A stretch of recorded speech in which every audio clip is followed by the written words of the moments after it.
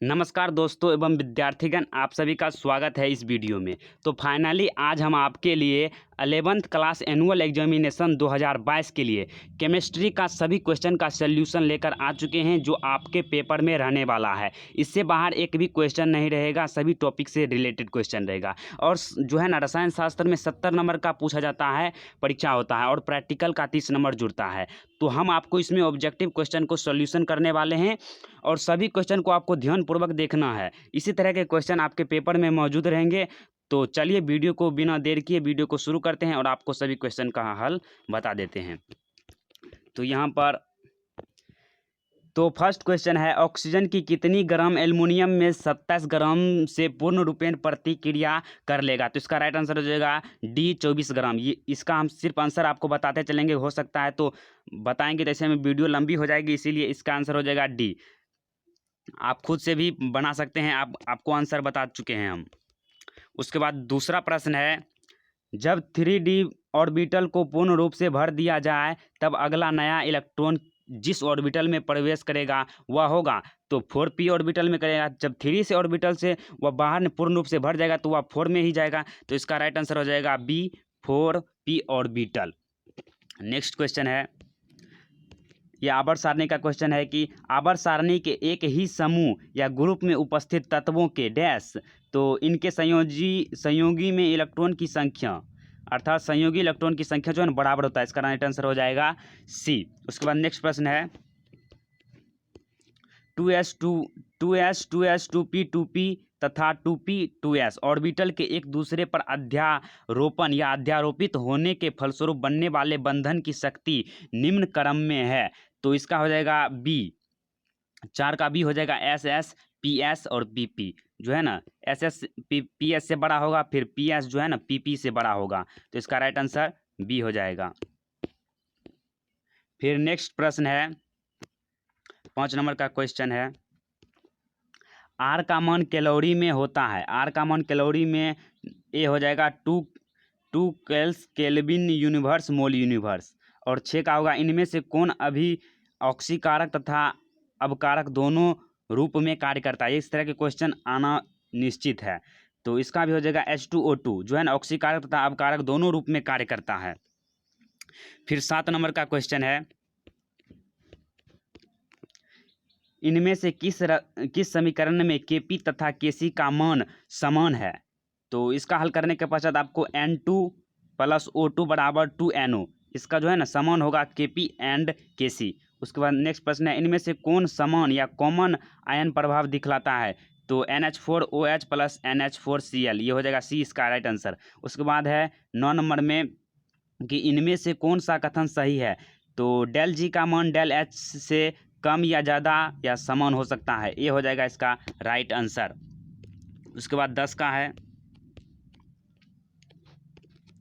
Hydrogen धातुओं के साथ सहज ही संयोग कर लेता है, यह उसकी कौन सी प्रवृत्ति को बताता है? तो उसकी यह जो है ना धनात्मक प्रवृत्ति नहीं, ऋणात्मक प्रवृत्ति को बताता है। तो इसका राइट आंसर हो जाएगा बी।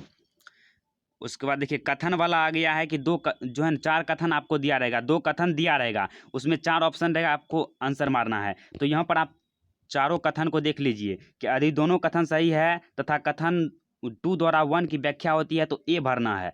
अगर कथन दोनों सही है, अगर कथन 2 के द्वारा कथन 1 की व्याख्या नहीं होती है तो बी भरना है। उसके बाद सी भरना है। इस तरह से यहाँ पर पढ़ लीजिए, इसके क्वेश्चन जो आएंगे वह उसी प्रकार से आएंगे, देख लीजिए क्वेश्चन भी। तो 11 के नंबर का क्वेश्चन में कथन 2 दिया गया है, कथन 1 एंड कथन 2। तो कथन 1 में है इलेक्ट्रॉन के स्थान का निर्धारण माइक्रोस्कोप के द्वारा किया जा सकता है। दूसरा कथन है संवेग की अनिश्चितता तथा स्थान के अनिश्चितता का गुणनफल का मान निश्चित सीमा के लिए कम नहीं हो सकता है। तो जो ऊपर में आप 4 ऑप्शन पढ़े थे A B C and D, उसमें से कौन होगा, कौन कथन से कौन व्याख्या कर रहा है? तो वही यहाँ पर रहना है। तो बी वाला ऑप्शन वहाँ का इसका हो जाएगा राइट ऑप्शन। 11 का हो जाएगा बी, आपको वहाँ पर क्वेश्चन में दिया रहेगा तो उसमें बी भरना है। उसके 12 का है कि एक ही कक्ष में अवस्थित S इलेक्ट्रॉन को निष्कासन उसी कक्षा में उपस्थित P इलेक्ट्रॉन से ज़्यादा कठिन होता है, और दूसरा में ये कथन दिया गया है। तो इसका भी आंसर जो है ना ए हो जाएगा। ऊपर वाला कथन हो जाएगा 2 के द्वारा 1 की व्याख्या जो है ना, 2 के द्वारा 1 की व्याख्या होती है, तो ए ऑप्शन हो जाएगा इसका राइट ऑप्शन। 13 का है सिग्मा बंधन शक्तिशाली होता है जबकि पाई बंधन कमजोर होता है। फिर दूसरा कथन है कि परमाणु पाई बंधन के सहारे स्वतंत्रतापूर्वक घूर्णन करता है। तो इसका राइट आंसर सी हो जाएगा। सी कथन जो है ना, इसमें जो सी ऑप्शन दिया था वह इसका सही आंसर है। फिर 14 का है मात्रा तथा आयतन में एक्सटेंसिव गुण होते हैं या मात्रा आयतन भी एक एक्सटेंसिव गुण होते हैं। तो इसका भी राइट आंसर हो जाएगा सी ही। फिर 15 का कथन वाला क्वेश्चन है, दोनों कथन दिया गया। हाइड्रोजन दूसरे तत्वों से इलेक्ट्रॉन का त्याग या प्राप्ति या साझेदारी के फलस्वरूप संयोग करता है, या हाइड्रोजन दूसरे तत्वों के से आयनिक बंधन तथा सहसंयोजी बंधन का निर्माण करता है। तो इसका राइट आंसर हो जाएगा बी ऑप्शन। ऊपर में जो 4 ऑप्शन दिखाए तो उसमें से बी हो जाएगा। उसके बाद नेक्स्ट प्रश्न है, इसमें देखिए एक से ज़्यादा सही हो सकता है। नीचे दिए गए अभिक्रिया में कौन सा कारक साम्य जो है ना इक्विलिब्रियम स्थिरांक कांस्टेंट को प्रभावित नहीं करेगा। तो इसका राइट आंसर हो जाएगा ए भी होगा, सी भी होगा और डी भी होगा। दबाव में परिवर्तन भी हो सकता, प्रभावित करेगा। किसी उत्प्रेरक को कैटेलिस्ट को डालने पर भी होगा। प्रतिकारक के प्रारंभिक सांद्रता भी होगा। नेक्स्ट है, क्षारीय धातु की चारित्रिक विशेषता है। जो क्षारीय धातु है उसकी क्या विशेषता है? तो ताप एवं विद्युत का सुचालक होना, ये भी विशेषता है। उच्च ऑक्सीकरण विभव, ये भी है विशेषता। सी नहीं है, डी है इसका, तरल अमोनिया में घुलनशीलता। ये हो जाए इसका राइट आंसर। उसके बाद 18 का है, जो कथन लिथियम के बारे में सत्य नहीं है वे हैं। कौन सा कथन लिथियम के बारे में सत्य नहीं है? तो इसका हो जाएगा सी और डी। यह एसिटिलीन के साथ कोई एलिटिलाइड नहीं बनाता है, या LiHCO3 एक सफ़ेद ठोस रवेदार पदार्थ है।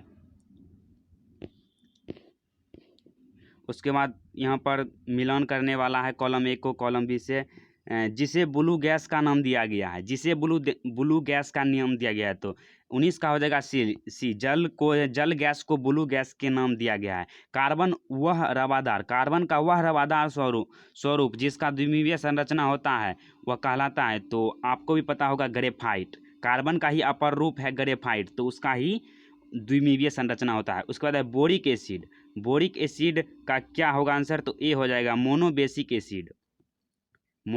एसिड। फिर है DDT है, तो अजैविक प्रदूषित पदार्थ। तो इस तरह से इसका मिलान हो गया। उसके बाद 23 नंबर का क्वेश्चन है कि एल्केन का सामान्य सूत्र CnH2n+2 होता है। इनमें से कौन सा यौगिक एल्केन है? तो वो आपको बताना है। 23 का हो जाएगा यहाँ पर मीथेन एन लगा है, तो मीथेन एन जिसमें जुड़ा रहेगा एल्केन। तो एल्केन में एन प्रत्यय जब भी देखेंगे आप उसको समझ लीजिएगा वह एल्केन का ग्रुप है। तो इसका हो जाएगा सी ऑप्शन एल्केन। फिर है निम्नलिखित में से कौन एल्कीन है? तो इसका हो जाएगा C3H6।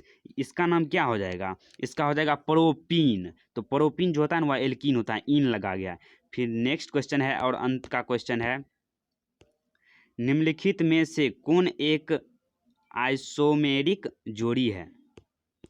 मतलब आइसोमर आप पढ़े होंगे, समव्यवता, उसी का यहाँ पर पूछा गया है। तो इसका हो जाएगा पेंटेन एंड प्रोपेन। इसका राइट आंसर हो जाएगा सी। तो आज की इस वीडियो में बस इतना ही। हम आपको कुल क्वेश्चन करा चुके हैं ऑब्जेक्टिव। मिलते हैं अगली वीडियो में, तब तक के लिए जय हिंद जय भारत। इसका सब्जेक्टिव क्वेश्चन भी आप देख सकते हैं कौन कौन से पूछे गए हैं।